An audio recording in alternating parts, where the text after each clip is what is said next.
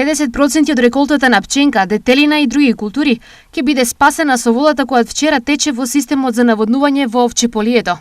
А сега нешто треба да вратиме. Сега треба да дојдеме на пример до 50-50. Доста имаме изгубено, ама тоа е тоа. Во Мустафино, Црнилиште, Амзабегово и атарите од другите села, земјоделците нивите ги вадат според договорен распоред. За Мустафино требаше да почекаме, од денеска треба да ја пуштат едната врата, утре другата, а ваму Амзабегово, Црнилиште имат вода. Качилеа више водата. Сега иде тековно. По договор како што се договориме. Да, до вчера има, до денеска има и Врсако беа пуштени, сега денеска треба и на ним да ја свапрат, да нели рестрикција така се договорени за да можеме сите да наводнуваме по неколку дена. На овој начин тие веруваат дека во наредните 7 до 8 дена добар дел од нивните посеви тие ќе успеат да ги вратат во стабилна вегетативна состојба. Сепак вода за сите се уште нема. Се жалат земјоделци од Долни и Горни Балван.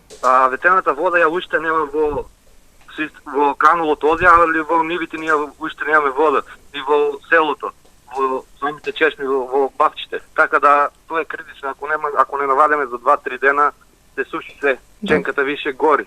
И зошто во Балван уште се нема вода, ни треба објаснување на населението, а за плаќање сме редовни плаќачи, а вода немаме во село Долни Балван уште. Ни треба окрекно објаснување. Зошто вода се уште не стигнува во делот на карбинскиот систем? Планот за наводнување не го правиме долгорочно, че го правиме на дневна основа. Не сме во можност ни од ден па максимално 2 дена да направиме распоред, пошто сите бараат вода сега, таква е ситуацијата. Таму горещини се и се менја планот за наводнување.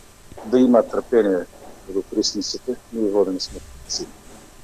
Со сушата и нередовното наводнување засегнати се над 3600 хектари земјоделски култури и неколку стотини семејства. Нешто кое нив ги натера на протести во изминатите денови.